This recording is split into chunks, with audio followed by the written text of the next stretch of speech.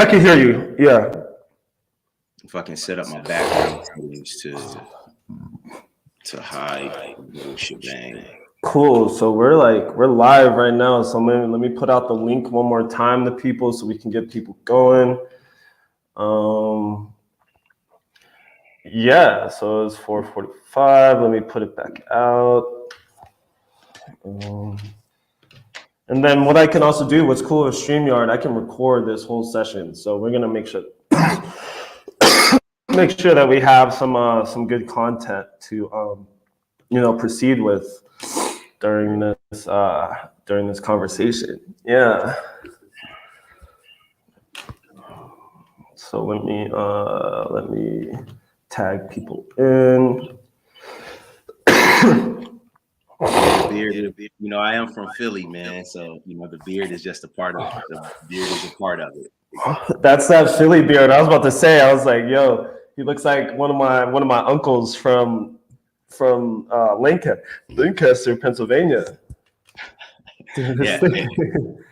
It comes with us. It definitely comes with the territory, man. Definitely. So looks like we got a couple people. Let me just continue to post this, and then we'll give like a 10-minute gauge, and then we'll get this conversation started. Sweet. So that we can have some good content. Yeah, I'm here for it. One sec, Yuhanna. 1 sec. This is a additional link, but it should, like I attached my YouTube to this, so it should be going on YouTube. So hopefully those who are texting me right now, they're on the YouTube link as we speak.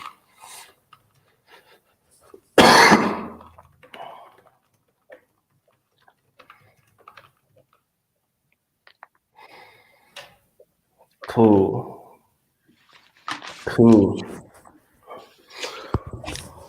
Awesome. Yeah, let's get this thing going. I mean, we're live right now. Just waiting for some people to come in. So, we're just gonna kick it here for a second.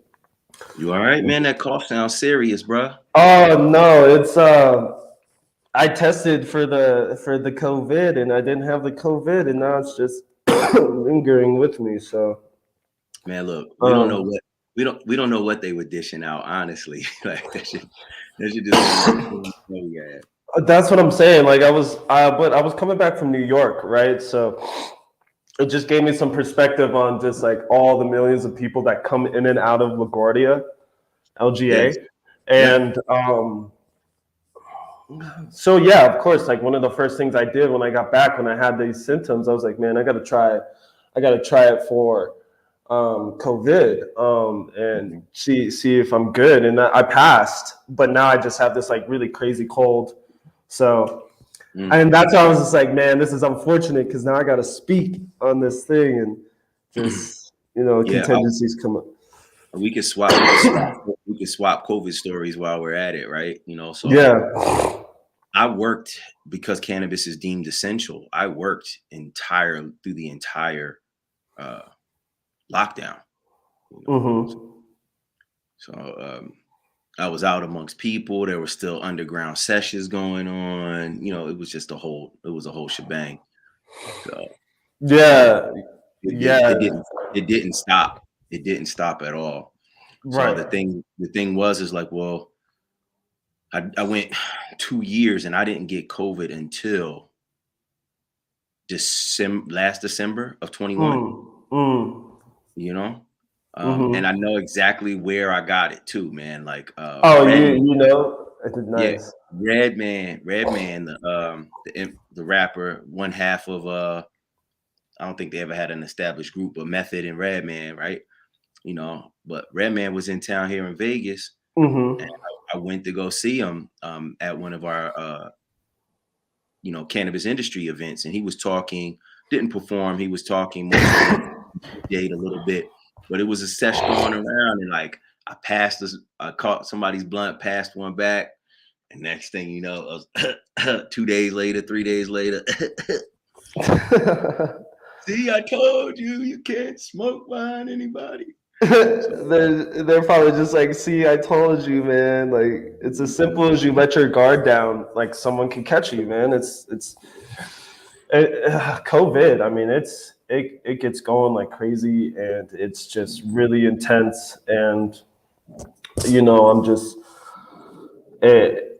it's knocked me out. Honestly, that one time I had COVID, it completely made me incapable of doing anything for a whole week. So Yeah, I was down for about a week and a half, and then it just lingered. It was persistent, like yeah.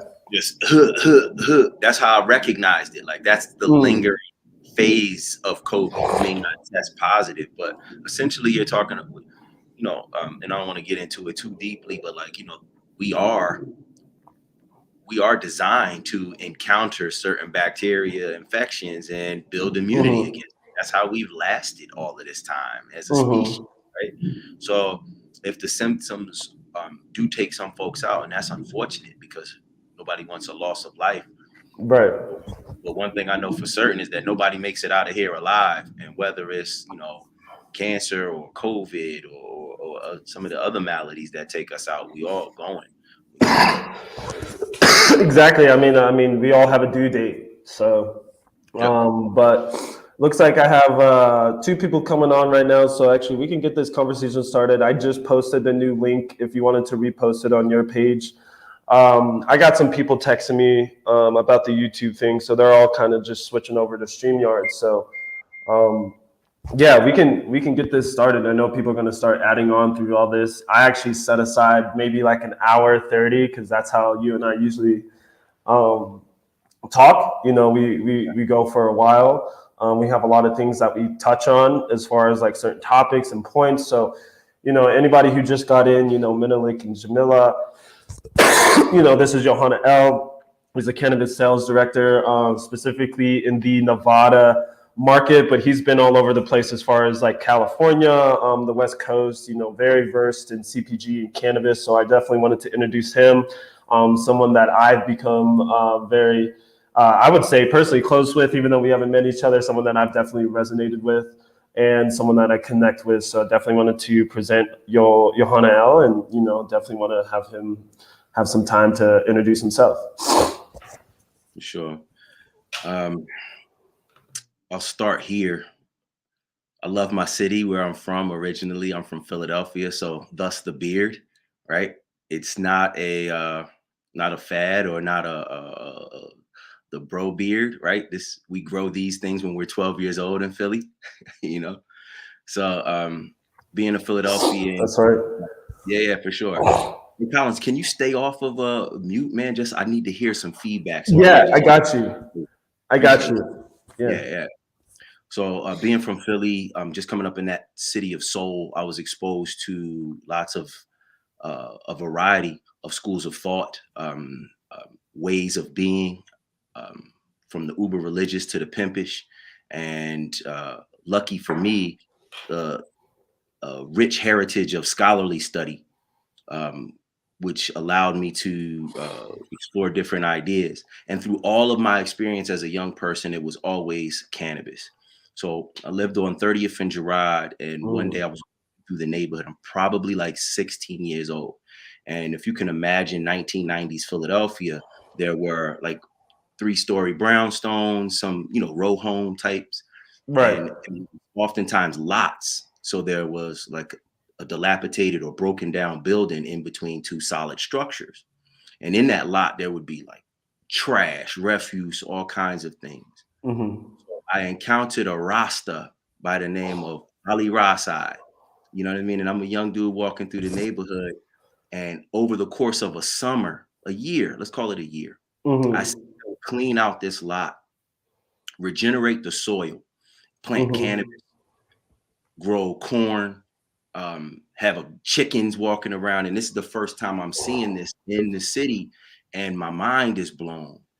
And the fate so have it that the Ross pulled me to the side and was talking to me straight up, just giving me game about like, yo, what Rasta is, we produce life, and the ganja is life, and the life, da da da da da. Now, Mm-hmm. 30, 2 years later, I understand that cannabis does have regenerative properties of both soil and Mm. air, right? Mm. So one of the things I always say when I have a forum is like, yo, the things that our the grandmothers, the great grandmothers, and those that through antiquity that have used cannabis and identified it for glaucoma, for to helps with ease up sore bones or arthritic conditions, you know what I mean? Mm-hmm. Various gastrointestinal issues. All of that is freed up. Like, and they knew that then. There was a knowing without knowing. And then lo and behold, the science now, the laboratory science, the laboratory science is Mm-hmm. proving the facts that through an indigenous way of knowing, we always knew. So, you know what I mean? Like Exactly. that was the key for me and started off. And obviously the ingestion, the combustion of cannabis and the inhalation of cannabis as a Mm-hmm. sacrament. Um, Fast forward years later, I get to California where the weed was much better. And Of course it is. Yeah. yeah. And I was working as a account manager in a natural products space, Mm. doing sales for vitamins, Mm. supplements, nutrients, because obviously being health focused and not being away. And Mm. someone stepped to me and was like, "Hey, have you ever thought about selling cannabis?" Now I Mm. knew the cannabis culture of California, but I just was not aware that, like, I could sell this legally. So I started a transition in roughly 2011 into cannabis professionally, right? So at this point, damn near 11 years, Right. I've been selling cannabis. I've got Collins, when I tell you when I first got started, bro, it was like, man, I felt like I had a license to sell dope. It was crazy. I had a license to sell dope, like literally, like I have It feels like shipping. that. It feels like Yeah, that though, because it's not yours, but you do get that same kind of power behind the idea of selling that stuff. Yeah. yeah. And again, this was 11 years ago. So imagine Mm. all the regulatory framework that has been put in place now, the states that have legalized, the decriminalization. You know, what I mean, there Mm. was still huge. You talking about stigma now, Mm-hmm. bruh. So 10 years ago, 11 years ago, Mm-hmm. like totally a different frame of legislative and regulatory framework that we operate under from then to now. Yeah. So thankfully I've been able to see the evolution, see the transition, and as a consumer packaged goods, a CPG professional, the things Mm-hmm. that I learned selling pallets of protein powder to Costco, I apply those same business metrics and business approaches to cannabis now. And Yeah. yeah, That's huge, especially just that kind of history getting into cannabis. I think everyone, at a certain level has a story about how they got into the cannabis industry. Not a lot of them are people who are looking to get into the cannabis industry. It's kind of just the way that the nature goes about getting involved and then becoming a pretty big impact in the industry. And so that's why I really wanted to speak with you because you're coming from different backgrounds, and then you just you had gotten into the cannabis industry, and then have really thrived. So I guess let's start with our first question. I know one of the big things that we're going to continue from our conversation for our launch party was a question that highlights things that are stifling the cannabis industry for BIPOC professionals and consumers, and some of the bigger topics that are surrounded by that. So just kind of wanted to start the conversation with that and some of the things that you may find that is stifling the industry right now currently. And let's get the conversation going. yeah. There's a lot going for us. I'll Mm. start there. There's a lot going for us, man. I absolutely am enamored. I'm in love with what Black women in cannabis are doing right now. So I'm gonna Right. start right there. First and Yeah. foremost, Let's do it. I absolutely like, bro. I'm in awe every time I see sisters putting that thing down, Mm. leading organizations, creating organizations, Yep. creating nonprofit and for-profit organizations, companies, brands. It's just, like, yo, sis, lead, go for it, go get it. Of So there's course. a lot going for us there, and I could go into some names, but I encourage any viewer, you know, connect to some of these female or women, let me not say female, but women-led organizations, particularly those who are Black, Indigenous, and other peoples of color. So first we'll start there. But within those opportunities, there's still lots of hurdles, right? One of those major hurdles is tokenism. Like if you look at like, if the environment is saying like, hey, we want to be inclusive now, and companies want to be more inclusive, particularly to those that were adversely impacted by cannabis laws and the war on drugs and Reaganomics, particularly. It's like, okay, you know who you're talking about. But so they create these spaces, they create these opportunities. They even put out job postings with their recruiters saying like, hey, we want to get, you know, some Black or brown faces in here, some women faces in here. And that's great. But oftentimes they hire just to check those boxes, and they're really not looking for thorough applicants and talent, right? You know what I mean? They're just looking to check the box. And what can happen, first of all, and additionally, I'll say this, a lot of organizations, particularly in cannabis, are not ran well. You know what I'm saying? As far as clarity and vision, mission, and purpose, you know, org charts, they're just not well-ran companies. So when you get into cannabis companies, and again, when I first started, I was getting paid in envelopes of cash, bro. I forgot to ask you about that. If you were getting paid in cash, like what was your pay structure? Because I feel like a lot of people, sorry about that, Yuhanna. I feel like a lot of people, you know, before legalization and then after legalization, the whole pay structure kind of switched a little bit for legitimizing things. So sorry to cut you off, but yeah, continue. I thought that was a really interesting point.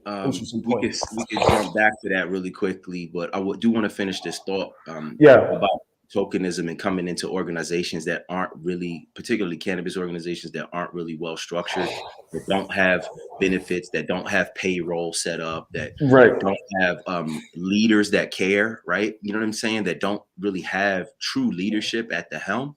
So you if you're a BIPOC and you're coming into this situation, you might be coming into an environment that is full of personality politics, right? You're going to come into a situation that's full of everything that's less than sincerity, you know what I mean? And everything that's less reflective of how you get down. So you got one or two examples where it's like, yo, you could walk in where they're expecting you to be some caricature, like I'm supposed to be the hip hop Negro that sells weed like 2 Chainz or somebody. You know what I mean? Like straight up. Or if you're a sister, they don't really know how to take us in certain environments. So that tokenism there, I could see that as a challenge. And then on the other side of that, white male mediocrity, if I could say it directly, like, yo, challenges and hurdles to BIPOC entering the space in cannabis, man. Like, there's a lot of nepotism. Nepotism is as natural as the fingers curling into its own hand, right? So when you have individuals that are at the controls of hiring, of deploying capital and assets, it's natural that they hire their own.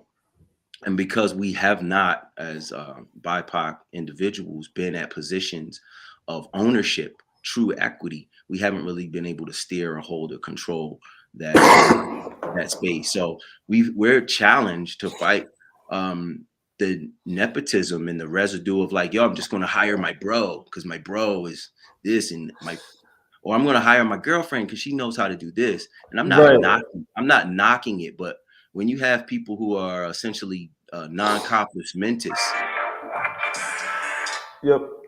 Sorry about that. No worries. When you essentially have people that are in non-compos mentis in roles of leadership in your dispensary or in your production facility or whatever have you, like, and you're potentially reducing the capacity for someone else qualified to take that position. Exactly.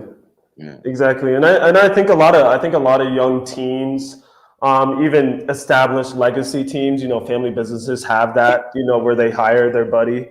I mean, you see that even when you come out of college with a lot of college friends, and you're like, how is this person who's not clearly as smart as me, or maybe at the same level, and this person's getting an executive job right out of college, and I still have to start from the bottom. And I think it is, it shows the strength of who you know.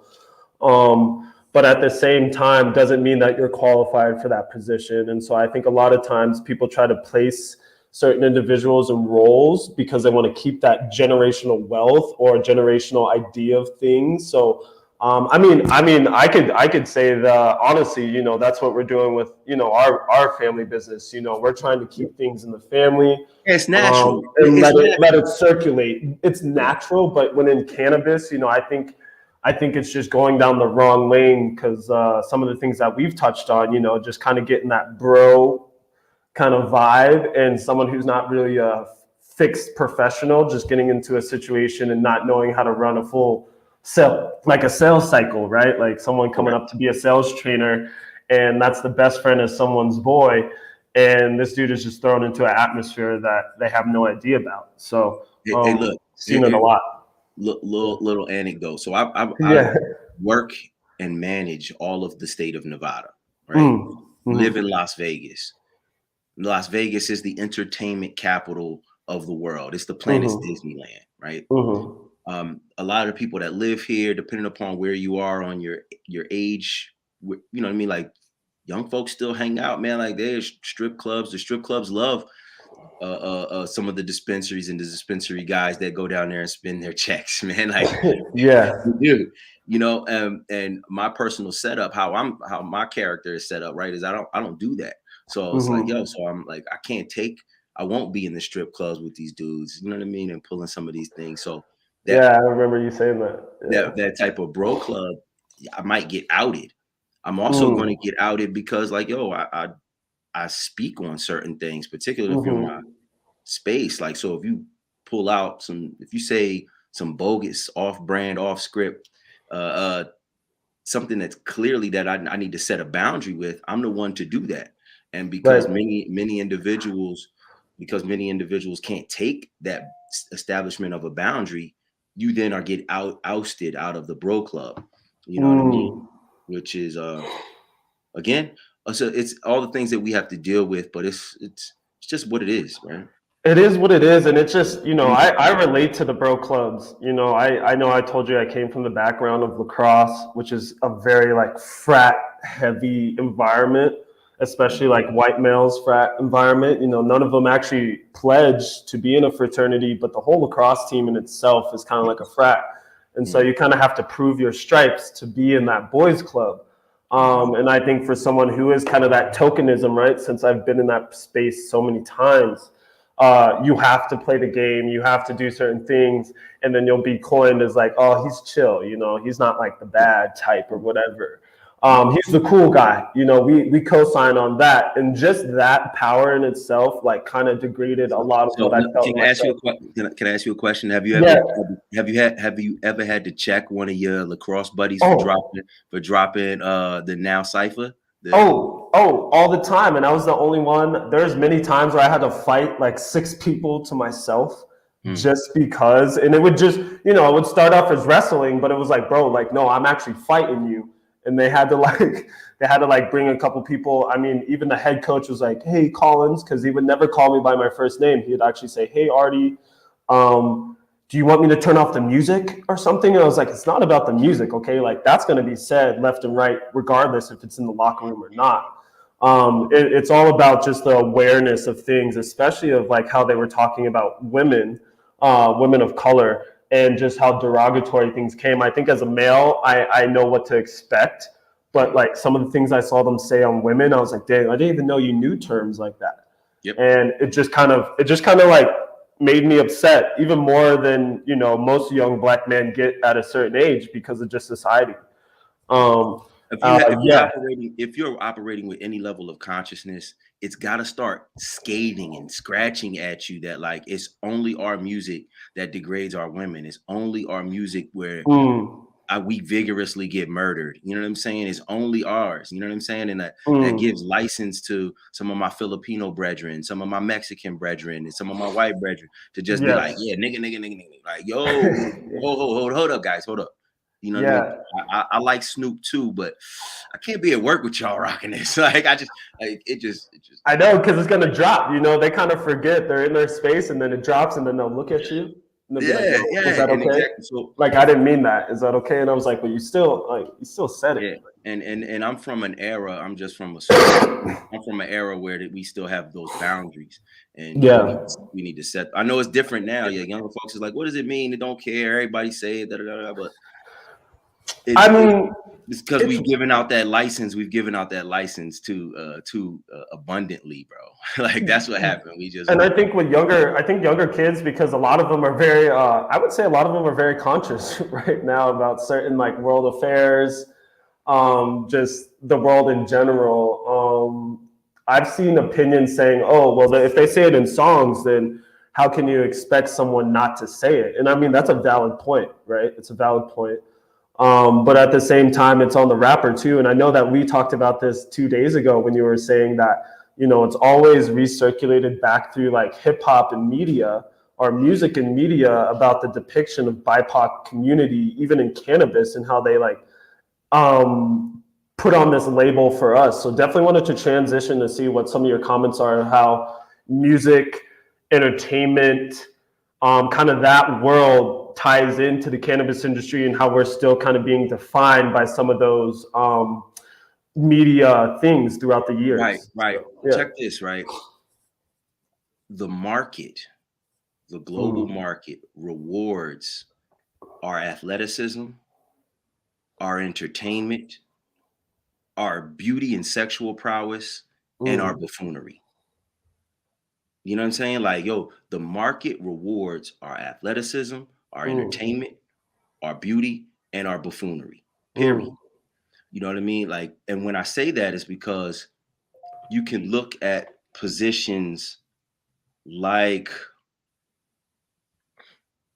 we were just discussing, like with the music, right? There's so much quality music. Like, I don't care if you're talking about Robert Glasper to La Russell, which is this young kid out of Vallejo, California, very talented young artist with positivity, thorough lyrics. Even going back to Black Star, Mos Def, and Talib, right? You know what I mean? Like, yo, they didn't blow up. As talented as those dudes are, as educated as those dudes are, they couldn't hold the torch to Jay-Z talking about cash, clothes, and hoes at the time. You know what I'm saying? So the market rewards our consumerism, our buffoonery, our athleticism, and how we, how we physically carry ourselves. You know, I like how you said, like, even the like sexual prowess, and I wouldn't even say it's sexual. I think it's like the physical appearance of Black men and Black women. You know, it's coming off very powerful, very muscular, very defined. You know, it's like put into this box to be categorized as sexual because the body of someone who's very strong. Well, when I say sexual, I mean like the fact that we're men, right? You know what I mean? And I've been in spaces where it's like, Yuhanna, your arms, and it's just like, okay. I know. They squeeze it. I was playing golf with this. I was playing golf the other day with the homies, with one of my homies, right? And he was like, "Bro, your back." I'm arched over in my play. He was like, "Bro, your back is wide." I was like, "Pause." Son.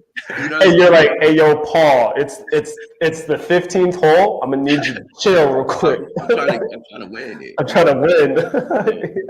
But you know, that's funny. Yeah, no, but seriously, it's just like, well, why is that? Why is there always that thing? And you know, how do you get beyond that? You know, and we do get beyond it because we bring value to the marketplace, right? We bring value, delivery of service, you know what I mean? Our acumen, doing what we do. I'm looking at these comments, man. I don't know who's all joining us for this talk. Yeah, well, we got about 3 people. I even looked on the YouTube, so everyone who's just kind of tagging in right now, you know, thank you. This is the first live stream. I really appreciate it. We got you guys going on StreamYard, and then we also have you on YouTube as well. So You know, I want to also reintroduce people coming in. You know, this is Yuhanna L. We've also talked many times. I met him when I was a cannabis recruiter in the industry. We were trying to team up on one opportunity. And from there, this is actually the first time we've actually seen each other's face. I know. What you think? What you think, man? I got the Supreme. I got the all black. I got the painting in the back. Yeah, I'm rocking the Frida Kahlo. Oh, the Frida Kahlo. I had some wine by Frida Kahlo the other day, and it was really delicious. Yeah, really good wine. But yeah, everybody, that's how I know Yuhanna. Actually, him and I had decided not to go with a job opportunity because it wasn't a good fit. And a lot of times, you know, as a recruiter, as you're going to meet and prospect for candidates, one of the purposes of your job is to make sure it's a good fit. And so that's one of the things him and I evaluated if this one position would be a good fit. And we kind of went from professional to kind of like to friends in just a matter of like minutes. So yeah, just wanted to reintroduce you to those people who just came on. Yeah, appreciate it. Yeah, I was looking at the comments, and I was just seeing a comment. My dude told me to ignore the comment section. Hey, I could put it up on here. I could put his comment up on here and make it. It's all good. You know what I mean? It's all good. I don't know what that was in reference to or where he's tapping in, but you know, it's interesting in the marketplace just how we determine our value outside of those boxes where we're allocated or put into. So like if you look at the celebrity cannabis brands, right? You have guys like Wiz Khalifa, you got Snoop, obviously, who was the heavy dude, right? You know, Method Man, Redman, like that part of that culture that is accentuated. But you've got cannabis professionals that of all kind, you know what I'm saying, that don't necessarily fit into that design of cannabis smoker, right? So it's like, right. You know, so it's just interesting to observe and be aware of and ask the question why, right? When you look at some of their celebrity brands, you see Jim Belushi, you see Jerry Gar, you know what I'm saying? Like straight up. Yeah. Like, I mean, you do. I mean, who just came out with another brand? I think he had a Netflix series too, and I was like, why did he get a Netflix series? It was Seth Rogen. No, not Seth Rogen, but he's kind of one of those actors that you see around, like kind of like a Will Ferrell, Seth Rogen, funny guy. He just established a farm in Humboldt County, and they just did a Netflix series on him. And I just thought it was interesting. I was like, well, yeah, of course, he has money. No wonder his whole operation, his vertical integration is just on point. You know, he has the funding. Like, and here goes the thing too, right? Here goes the thing too. There's I like to call them the four major deceptors. Like they're Decepticons within cannabis, right? Number one is strain name, right? Because I can call something lava cake, and what we grow over here genetically is lava cake is not going to be lava cake that's grown on the East Coast. You know what I'm saying? So strain name, THC percentage. People judge cannabis and qualities of cannabis to THC percentage points. Like 28%, that must be the fire. If it's 35%, that must be the best. Then there's celebrity endorsement, right? Like celebrity endorsement, just because like Method Man has a brand of cannabis here, and I know the company that he essentially white labels through, and they produce it, slap his, Takal right on it. You know what I mean? And it's like, bro, that's not the best weed. Like, I don't know if that would put his name on that one. Like, but hey, if it works for the business metrics as far as production capacity, scalability, market penetration, like, yo, slap our name on it. Let's get it out there. Same way with Lil Wayne and others, and also. Oh yeah, what was Lil Wayne's again? It was Jakua Jakua is Lil Wayne's. Jakua. Yeah, and I saw the marketing of that, right? So it looked great. I've never tried it personally, but yeah, I mean, I think celebrities get into it because it is very, it's very easy as far as like the money side because they have it. Yeah. And no doubt the market is there. Jamila just asked a question in the chats about how to market to Black consumers who don't associate with pop culture. Yeah, let's move that way for sure. I love that, right? Because in most cannabis marketing, we're not the ones that are spoken to anyway, right? Because Mm-hmm. the goal of marketing is to connect and to speak to and to engage with your potential consumer, right? Mm-hmm. So oftentimes,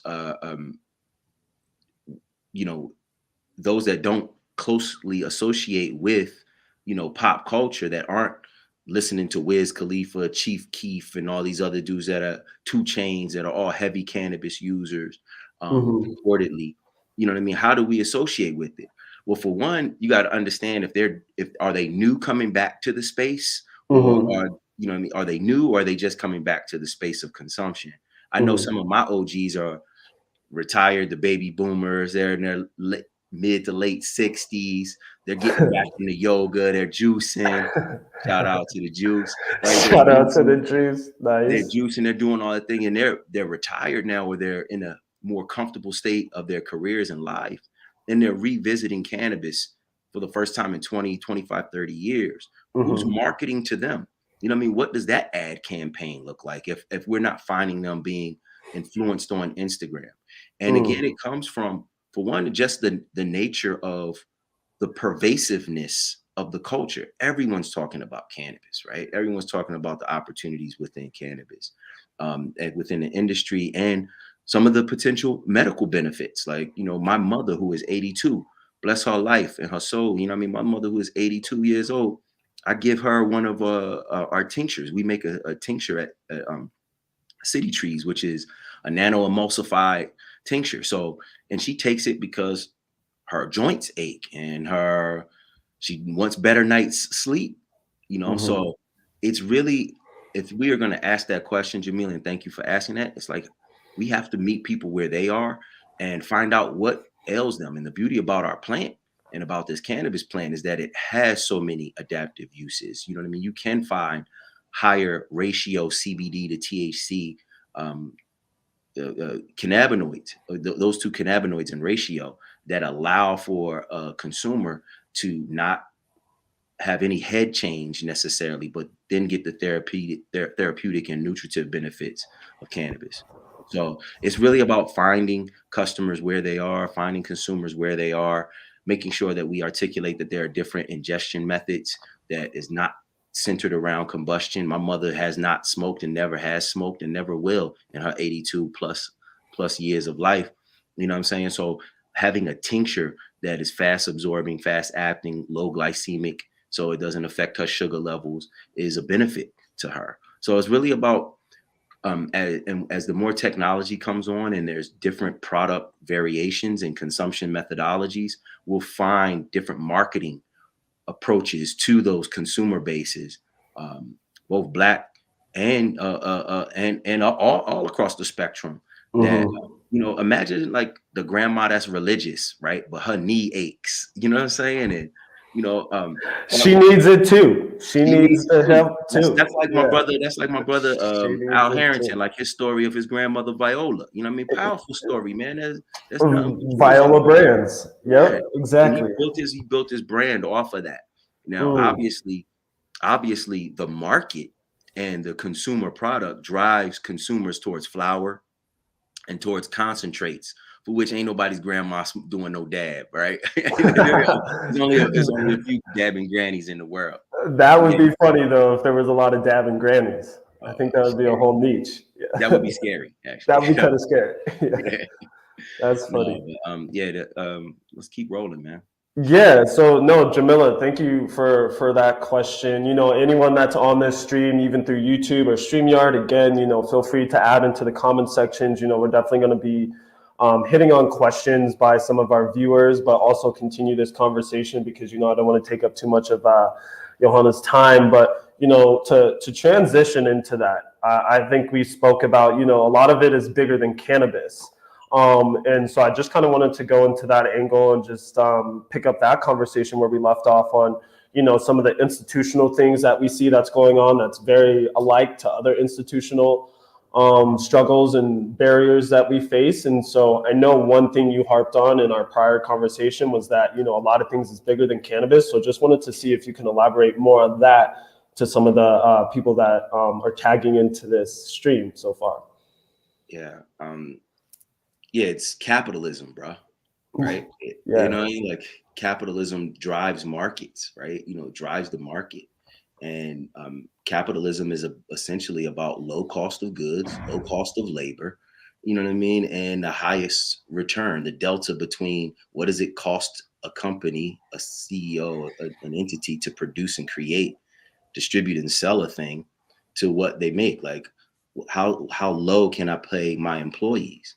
Now all of that filters in because it's like we know that there's pay disparities amongst women and people in color in regular institutions and industry. There's no different in cannabis. You know, like Mm. um, again, I've got anecdotes of when I've negotiated a higher salary coming in, and because people knew about it, because they talked like other sales folks and whatnot, I had to manage the personality politic because of jealousy and just Mm. essentially hostile work environments. That's just what we deal with. Mm. So this thing is bigger than cannabis, man. You're dealing with um, institutional, age-old constructs that Mm. aren't going to change just because I pass a joint or receive a joint from my white brethren. You know what I'm saying? Mhm. Or the CEO puffs a vape pen or whatever have you. These things don't just dissolve the same way they didn't just appear out of nowhere. They're certainly not going to dissolve out of nowhere. Right. But again, just shouting out all the institutions, all the organizations that are working to facilitate the conversations around um, equity, around fairness in the marketplace, about pay, uh, uh, equality, Mhm. huge. And I shout out those organizations for having and facilitating and pushing those conversations. You know what I mean? Like, Mhm. we've got everyone from a variety of organizations to potential senators that are coming out the box right now. You know what I mean? Smoking, burning cannabis on TV in their commercial and burning flags. This boy burning a I ganja and a flag. know. Yo, so some of my so again, the Dope Connection. This is through the Dope Connection. It's a platform for accessibility for socially conscious consumers, for diverse brands, for BIPOC individuals. So that's one of the things that one of my partners, or both of my partners, had gone to, was the event with that individual who is running for Senate. Have had a really good publicity and like media. And then I think you harped on it. You're like, hey, this is all good and great, but if you get in, I'm going to need you to follow through with it. And I think a lot of times with politics, when you vote in the right person, they can talk that game, right, as they should. But nothing really follows right after. So, what are some of those things that you see, even if someone could tell you what you want to hear, how it doesn't happen on the back end, and how that kind of stifles things for the BIPOC community in cannabis industry? Yeah, certainly. Just look at the national landscape of every social equity program that's been put in place to date. Utter failures. Utter failures. How they're identifying who are people that are affected by the war on cannabis. First of all, there was no war on cannabis, right? It was a war on drugs, and Mm. right, and that war on drugs targeted people in certain demographic areas. You know what I mean? And that drug primarily was crack cocaine, right? You know what I mean? Right. So when the language gets spun to say like those that are adversely affected by cannabis laws, mm, I think we're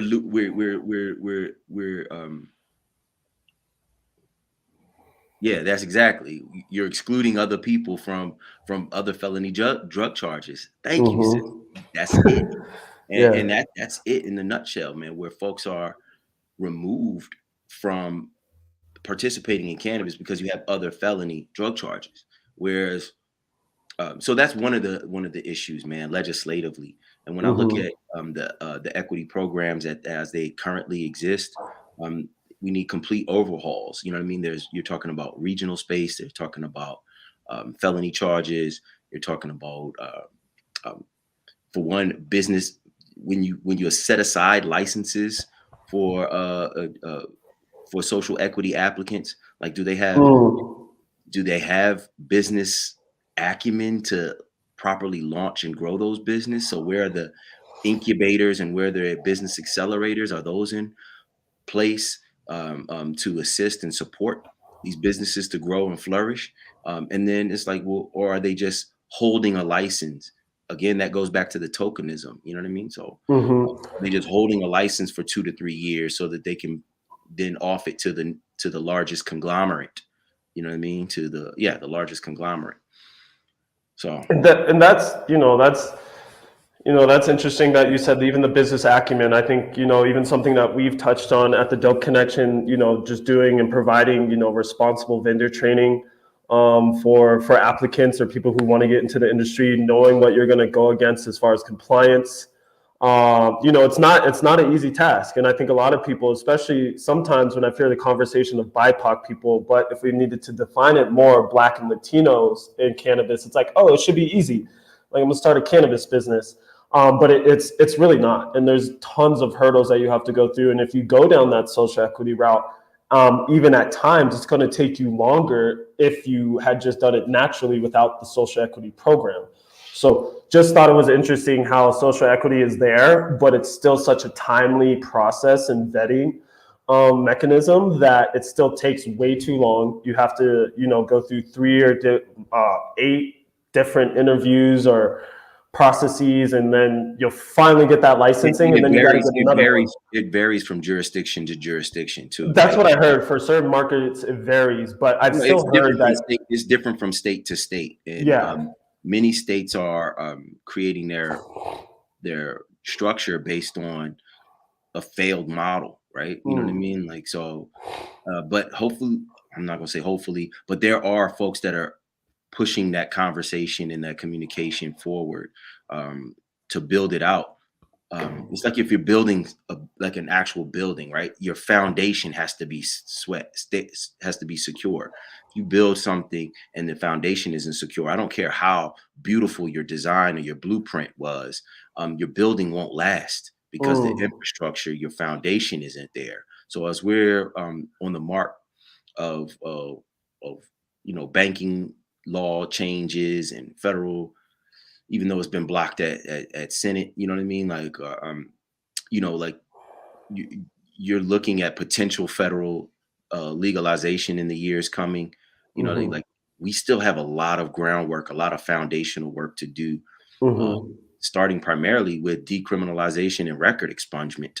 You know what I'm saying? And release from not call them political prisoners, but just release from prisoners who are doing heinous numbers, man, like doing 15, 20 years for 2 or 3 of cannabis or ganja, you know what I mean? And it's just like, it's tough. I spoke with someone actually today that was regarding, my expungement I had in a situation in Rhode Island.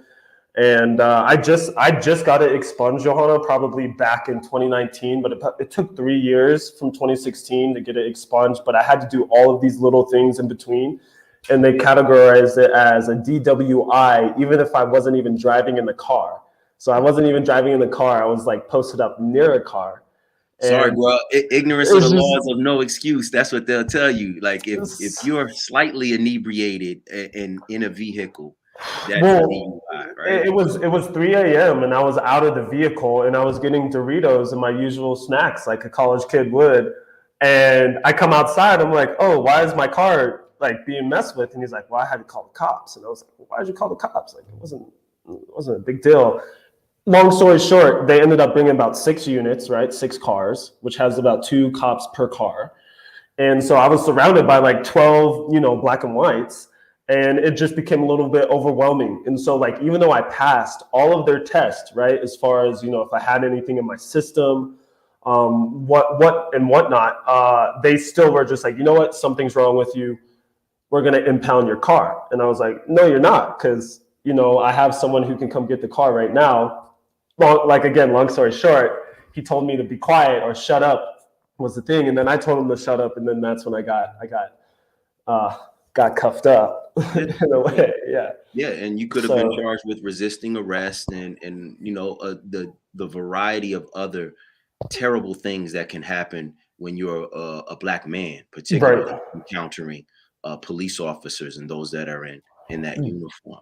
And I'm not saying all cops are bad, but I'm definitely not saying they all good. You know what I'm Exactly. saying? Like, I say that for the record. You know what I mean? And we know what comes with the territory. And I got stories that I won't even go in because there's trauma with that, man. Like I still shudder every time I see one of those videos feed on my timeline because I've got sons. I've been in those positions, you know what I'm saying, where your life is threatened because you were jogging in the park. You know what I'm saying? And there might have been a purse snatched on the other side of the art museum. Like, I don't know, I'm jogging, bro. Like, you know, like, so, you know, that's a whole different thing too. And going back to the law, it's like we're over policed, man. Our communities are over policed. We know the facts.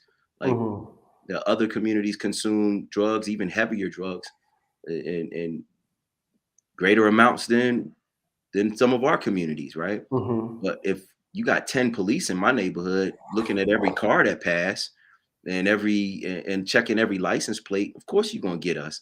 You know what I mean? Rather, you're not in the suburbs. You know what I'm saying? You're in North Philly driving around. You're in Baltimore driving around. You're in DC on the Southeast. You know what I'm saying? Like you're wherever you are.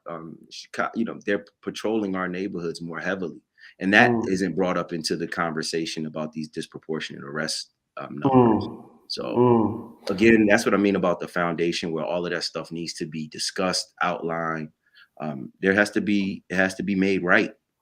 Yeah, no, I totally understand. And then also, you know, the kind of transition of some of those microaggressions that we deal with, right? I know that we talked about, you know, even in the workplace, just in cannabis, it's still happening. You know, a lot of the times people think cannabis is this kumbaya industry, but I mean, when you get to a certain level of it and you know, it's just as the same as CPG, oil and energy. It's capitalism. It's capitalism. And back to capitalism. When we understand the flow of liquidity that came into cannabis, right?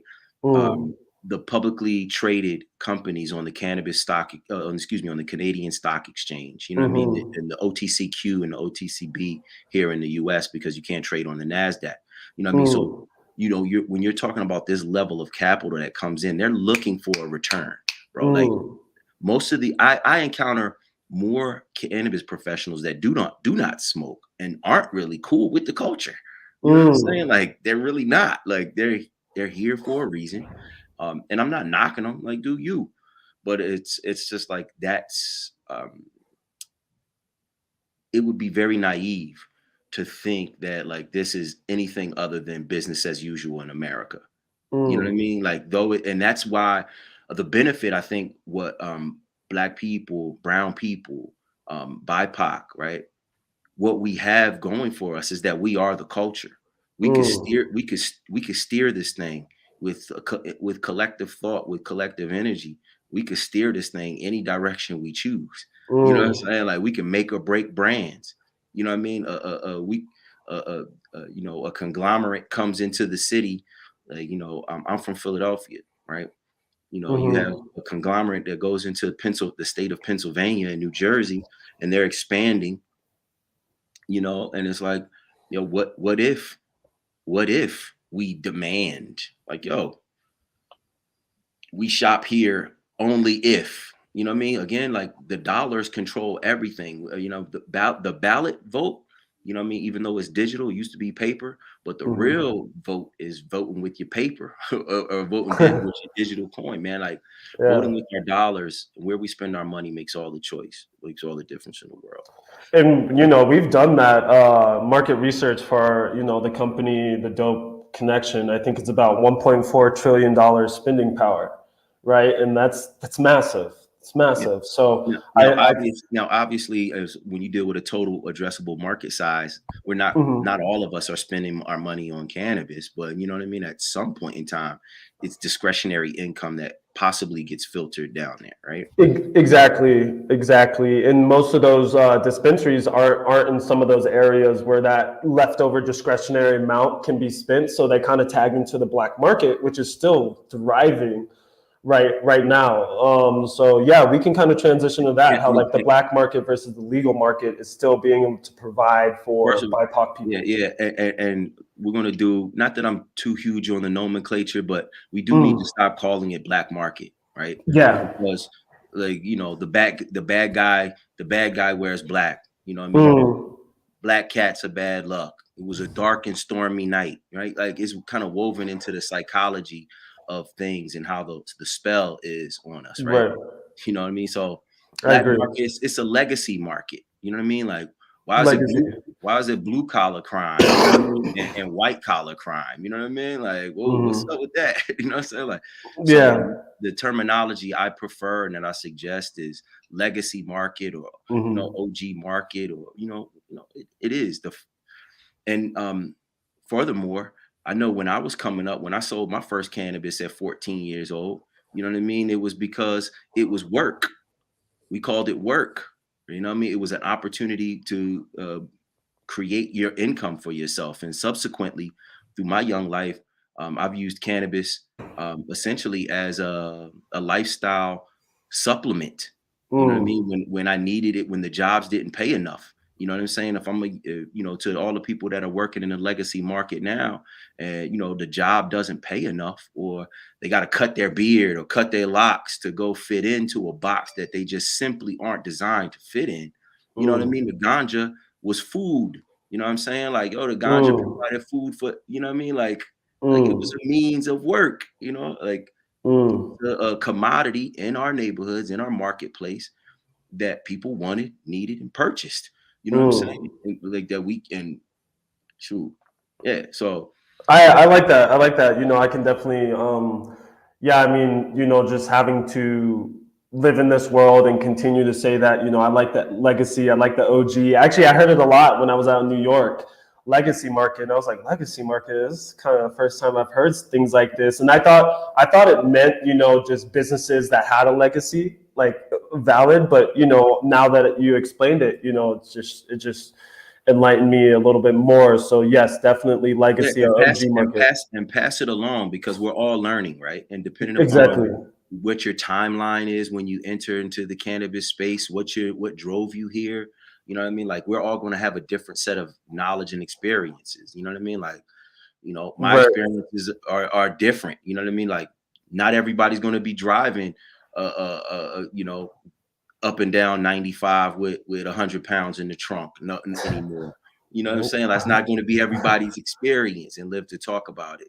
So Yeah. that level of legacy, that pedigree, that of legacy for which some of us come from, it is a story that needs to be told, and it goes back to us controlling our culture, controlling our narrative. You know what I'm saying? Like controlling our stories and steering and communicating to us, you know what I'm saying, about like having conversations about like, our culture, like, you're a mother that has small children. How does the culture in how do we work with you that you're going to be smoking cannabis when we don't necessarily think it's a great idea that you with the baby?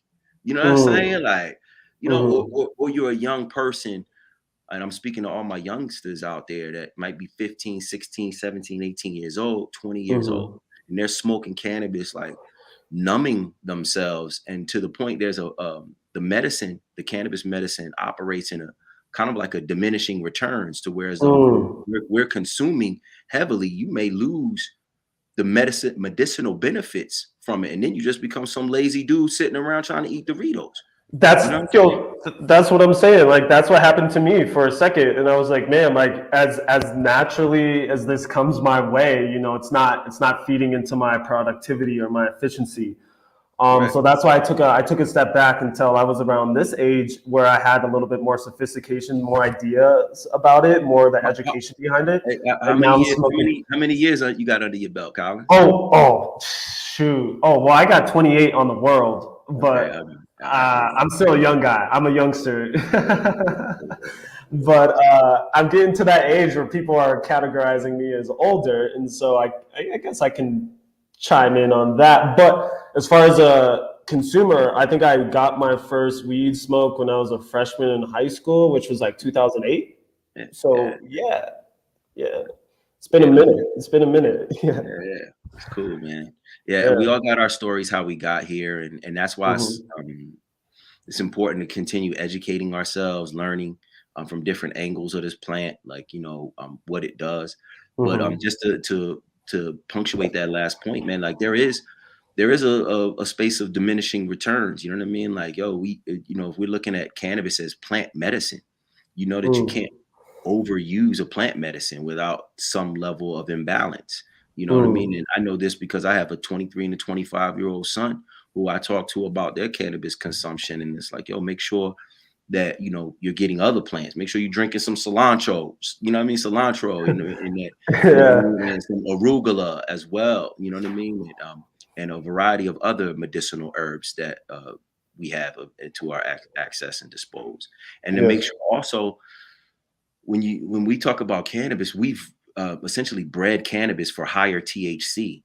And the reason we've done that is because we want the intoxicating effects of the THC, the potency, right? It's worth more in the marketplace. It's that's the number that we look to for, that's what's the killer thriller, right? But the reality is that a broad spectrum of cannabinoids in the plant is what make it a medicine.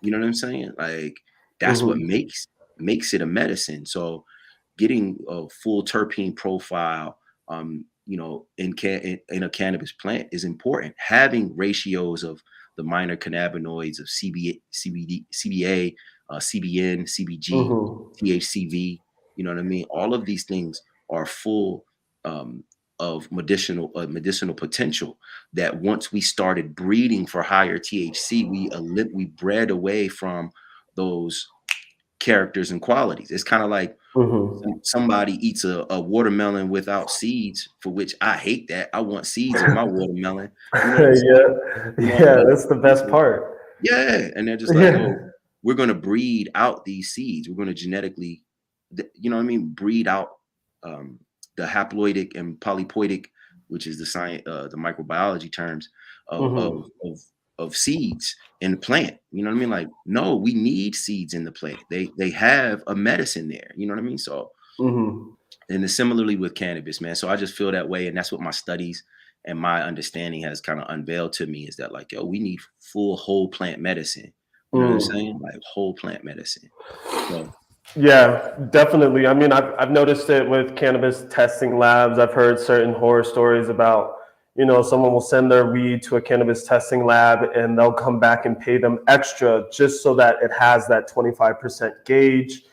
And it's really only like a 10% like strain, but they're paying them more so that it can be labeled as 25% because that's what sells off the shelves. But right. I don't think that really goes to, the BIPOC consumer, or Black and Latinos, because I know we talked about how, some of these concentrates are extremely expensive, right? And how, some of that money that's coming back from, the legacy market, or people who've been in this legacy business and consumers, how they can't really afford that because it's coming up to be like 100 plus after tax, just for like one little gram. So if you wanted to like kind of elaborate on that a little bit. And just like we all should have patients' rights. When I first got to California, cannabis consumers were called patients, right, under Proposition 215 and SB Senate Bill 420 out of California, which allowed for myself and many others to grow up to 6 to 12 plants at home, right? You know what I mean? And to carry that ounce on me, to, if I had a shipping manifest and, like I could have 8 pounds of cannabis legally and an X amount of grams of concentrate. So those laws and those things that were in place, as it evolved. Hold on for a hot second. Yeah, no, you got it. Yeah, everyone, thank you for coming. I see more people adding in through the YouTube and StreamYard. So, we have Yuhanna L. Definitely use the chat to ask some questions if need be, and we got them back. So let's keep it going. I made it quick as possible. Thank you. Yeah. So what we're looking at is really patients who needed and need this medicine for a sense of wellness, whether that's balancing PTSD, if it's good for a soldier, right? Like we talk about post-traumatic stress disorder. I can't tell you more stressful situations than growing up in an over-policed, undereducated, you know what I mean, environment. You know what I mean? You want to talk about stress. You know what I'm saying? So Oh yeah. so cannabis as a medicine is necessary for patients. But when you go to a dispensary and you want access, and we all want access to qualified, tested product, but if I can't get access to tested medicine, I'm gonna go right back to my legacy homie. You know what I'm saying? Like, Exactly. so I would say it this way, that like if we're not careful with the driving of brands and the driving of markets in the cannabis space, there'll be we won't even be able to afford it, let alone participate in the business as a equity owners and operators. Many of us may not even be able to afford cannabis that's tested, that's herbicide, pesticide, microbial free, fungicide free, that has been properly flushed of nutrients and trace chemicals that are being pumped out, and this is why I am an advocacy. I'm in full advocacy for a very well regulated, legitimate, fair, and equitable cannabis space, because bro, what happens in the legacy market, like, yo, they just pump things out. They want high yield, they want high testing, potent products, and they flush these things with chemicals, essentially, to produce flavor profiles and a variety of other things. And all of that stuff, when combusted in the lungs, is terrible. You know what I mean? Like, particularly over extended use of time. Yeah. So, like like we call it PM, which is powdery mildew. PM and powdery mildew in the lungs. If you grew up anywhere where there might have been lead-based paint, it has the same effect as like lead-based paint over years, bro. Like, so Wow. it's just terrible, terrible, terrible things. And like, unfortunately, because capitalism is what it is, and it really doesn't care about it, the casualties that it creates. Cannabis drives. Still is driven off of capitalism, bro. So, and that's both in the legacy market as well as in a maturing regulated market, in a regulatory framework that we're building right now. And I'm saying this to you because you're about 18 years younger than me, man. The cannabis professionals of today and the cannabis professionals of tomorrow, there'll be a changing of the guard, and we need folks that are highly informed, prepared, particularly in the sciences, technology, engineering, and mathematics, because they're doing just some phenomenal things that are slightly scary. The same way that they're manipulating our food, where there's no seed and like the tomatoes don't have any flavor. You know what I mean? They're going to produce this high potency numbing cannabis. And I've heard some of my scholars from the school of thought talk about how cannabis and weed will impact males, our reproductivity, and you know what I mean. Essentially, there are some studies around cannabis strains and schizophrenia. There's a lot of science that that we need to dig into, and that we need to be in those laboratories, man. So. No, definitely. Actually, I wanted to kind of pivot from. So, what kind of things are in Nevada right now that allows young students to kind of tap into the cannabis industry, particularly people of color, to kind of get involved with someone like yourself? I think also too. I think what we're doing here on this podcast and bringing in individuals like yourself is so that we can put you out there, get your voice out there, and then allow people to come to you for certain mentorship. Or otherwise. So like, what are some of the things in Nevada that you have to educate these things?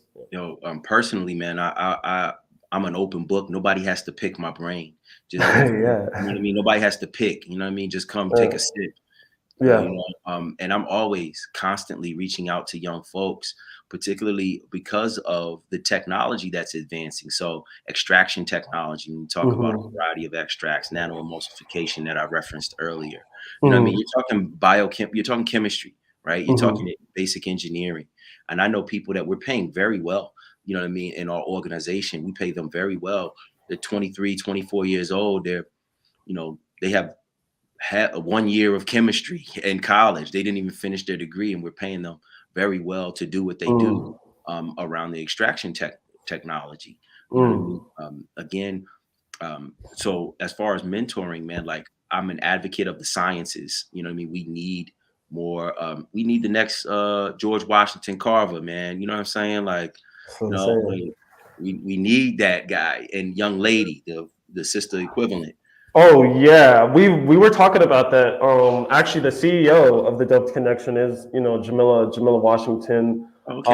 And we're trying to get some you know, women involved, and we want to, and then, you know, like you touched on earlier, you know, you've been super impressed and just kind of leaning towards the women in cannabis, specifically African American women who kind of build a corporation between themselves to go against some of these bigger giants, and have had great success. So women in cannabis is definitely something that I've moved towards, and you know, definitely co-sign, just because just the strength and the power that they're pushing. Yeah, and it's a switch of it's a change in the paradigm of how we view our culture, right? We can go from the, you know, I'm in the rap video smoking my blunt, right, to like, yo, I'm in a laboratory and I understand the, you know, how a hydrogen you know, molecule can disconnect here, and I understand biologically it'll, you know, it'll connect in the my CB1 or CB2 receptor here, and it's like, you know, like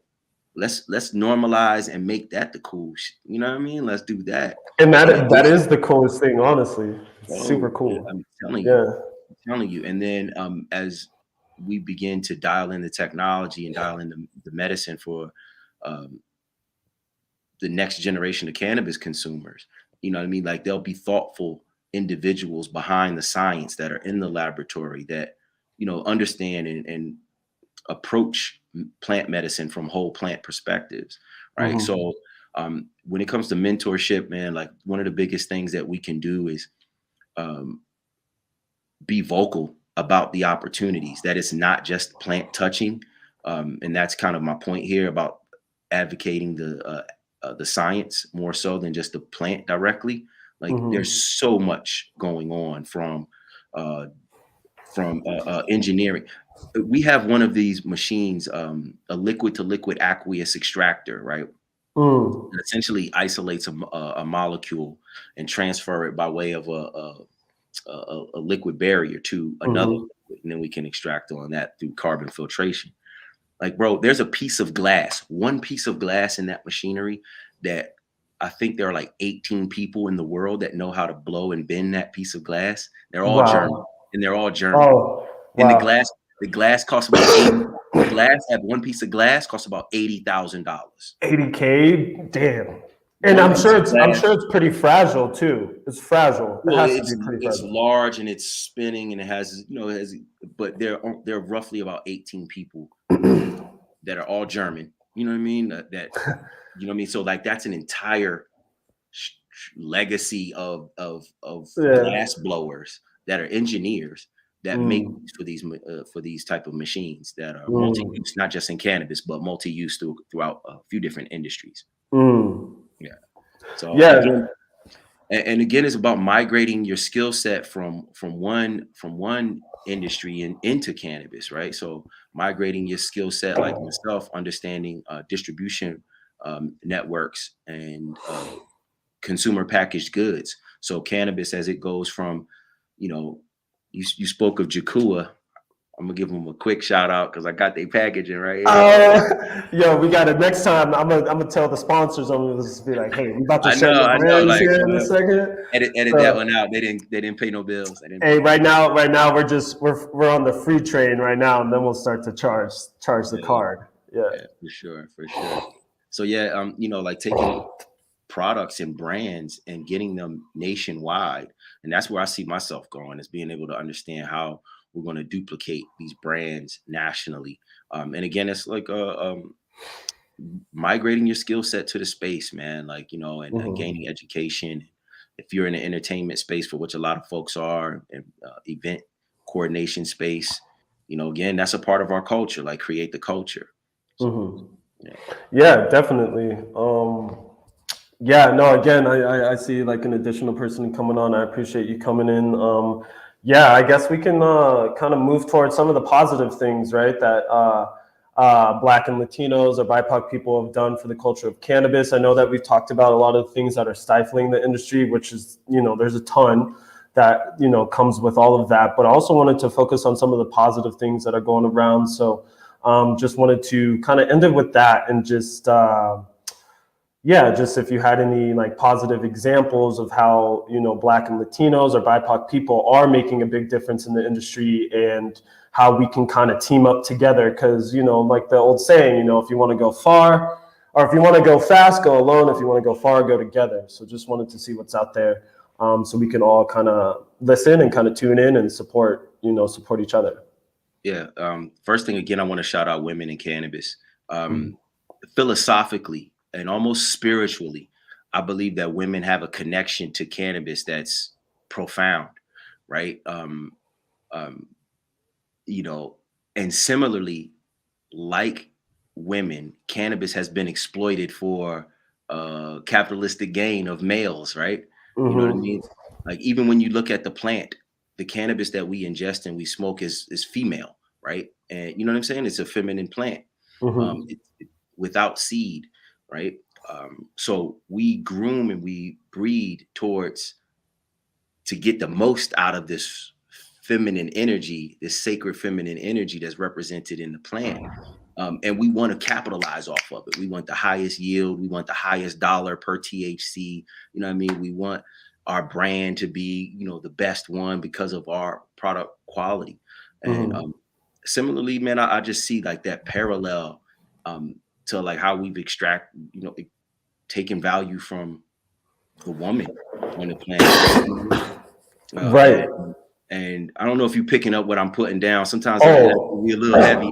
Oh no, I'm picking up. I mean, when you said the female plant, I was like, pow. I was like, yo, pow. Whoa. My mind was blown, and then I was just like, that makes so much sense. You can make. See, that's why I love talking to you, Yuhanna. Like, I learn a lot, but then I also kind of respond in ways, and I think everyone else who's listening, I'm sure they were mind blown because that is a true connection to it, and we're just exploiting the same thing, and we're just doing it in different levels, whether it's a plant or a human being. Correct. Yeah. So taking me back to the good things that are going on, is that women are and sitting in some of these positions of leadership, heading companies, building their own brand, building their own company, being mouthpieces, strong mouthpieces for access and equity in the space. Hell up to the sisters, man. Like they're at the forefront. Appreciate them. Of course. Organizationally, there's so much going on, from minorities to and for medical marijuana to DACO to there's just so many organizations that are just budding, pun intended, that are budding and burgeoning with talent. And these places act as incubators for and thought forms, thought think tanks for people to gain and share ideas, and to get access to opportunities, nationally and internationally. There's a lot going on. For me personally, what I see, in addition, is making sure that we hold companies accountable, man. Like a lot of these corporations that have put in place these diversity dollars, essentially diversity dollars, bro. Like I know the diversity dollars, man. Got to stay above the 10% so we don't get in trouble. yeah, exactly. And it's going to be built. It's going to be built into social equity programs. Where it's Of like, hey, course. what's your social responsibility? How are your company being socially responsible? It's like holding them accountable. You know what I mean? Like, that's a huge opportunity for us. And I'm saying that that's a huge opportunity for us because we need people there that are going to be true to character, that are going to not sell out because they get the check, not sell out because, hey, they rub elbows with the movers and shakers, you know what I mean? And because they can see individual gain, but because they're doing what's right, so there's just going to be tons of opportunity there, and there's beautiful things going on in the space, man. Like as new states continue to expand their legislative framework, our roles in policy reformation. That's happening. So yeah, we're going to keep that moving. Yeah, we're going to keep it moving. And I know we're coming up on an hour 30. I just got one last question for you. Again, very excited to have you on our first kind of live Q&A. I even want to bring you back on because I think, our conversations go like very long and very, good. So I just wanted to see if you'd be willing to come back on in like a couple of weeks when we get this engagement and more people involved. Yeah, sure. I think there's going to be a ton of people who would love to hear your voice and just the way that you explain things. It's very clear, it's very visual. Definitely someone that I think everyone needs to tap in with. To be honest with you, Yuhanna, I think you got a lot to say. Yeah. Hey man, I'm thankful and appreciative for a forum. I'm typically quiet as kept, head down. You know what I mean? Mm-hmm. But I know, and we all uniquely have something to offer to the culture, right? And all of our experiences are different, and each one that we bring is a pixel to the bigger picture, right? So of course, we need to contribute, we need to collaborate, we need to connect. That's why, like, again, from our first conversation, you were hitting me up to see if I was interested. You were recruiting me essentially. If I was interested in the position, exactly. And I was like, no, I'm kind of good where I am, but tell me about the position. And then 5 minutes later, we were talking on it. We were on another level. We were just on another level. Stratospherically next. We had went to the next degree. And that's how it should be when you connect. And that's because there's the seed of something greater in the connections of this relationship. I'm glad to see what y'all are doing on the Dope Connection, man. It's phenomenal. Keep it up. We need more of this. Normalize and uphold these type of communications, these type of engagements. Encouraging our young folks to get involved. Of course. Like yo, I can see. Like I can see in the future, like literally, like yo, let's go knock on the door of a high school and get students that, hey, anybody in here smoke weed, and then share with them some of the potential career paths. Like yo, with a few years of organic chemistry, with a few years of business under your belt, put in the work now, get exposed now. It's not just about consumption of the plant. So you're actually charging me with a responsibility to be more vocal and to get out and to tap in to my community here. So we're gonna tap in with you. I got some people hit me up right now. They're just like, hey yo, like what? When I get out to Vegas, I'm gonna see Yuhanna. We gotta hang out with Yuhanna. I was like, of course we're calling Yuhanna. There's no one else I would reach out to. I would love to give you guys a tour. So like the company that I lend my services to currently, they have a multi-million-dollar extraction would love to see that facility. You know what I mean? With some phenomenal cutting edge equipment in there, and again, just to see what happens back end. And understanding what this market is and how can that benefit other markets. Like, so, people that are from New York and as they're coming online, and folks from Michigan, I know I've given a couple of my crew from Michigan tours of our facility. And Las Vegas is going to be the first legislatively sanctioned space for cannabis consumption lounges. This business model is huge. Because again, you're talking about the culture. You're talking about access to where, as though, I can go see my favorite. I can go to my spoken word lounge and burn in a certain area, and then and not have to smoke in an alley. You know what I'm saying? Or, before you go inside. Exactly. Before you go inside. Yeah, real quick question. Do you have to have a dispensary attached to that smoking lounge? Or what are like some of the things that they're doing? Because I know in Pueblo, you have to have a dispensary like attached to it. Correct. So I just wanted to see if that's kind of the same angle that it's going. Mm-hmm. And why do that? Because the dispensaries are the outlet for the product, right? So of course. And then what essentially will be holding most of the dispensary licenses is going to be corporate conglomerates. You know what I mean? So the corporate conglomerates will, if we're not careful, will end up owning the speakeasy, smoke easy type of spot. You know what I mean? It won't be the cool brothers or sisters that put together the cannabis and coffee type of shop. It'll have to be connected to a dispensary, for which will have license control and probably equity control over that business, or gain it Of at some course. point.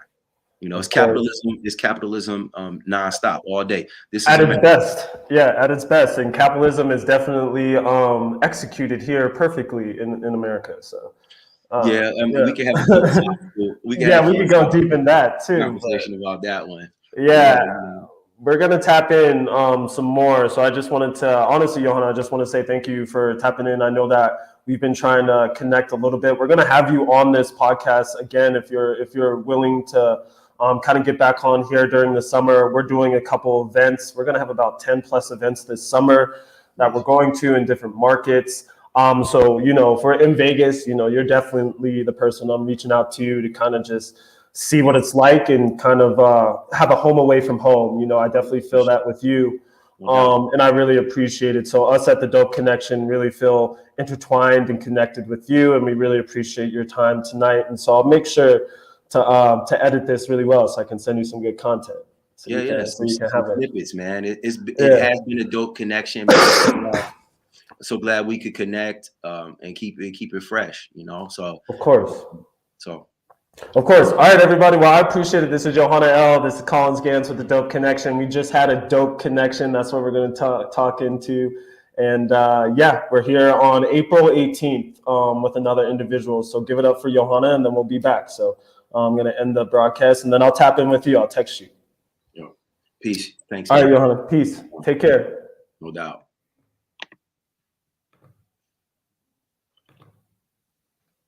Cool, man.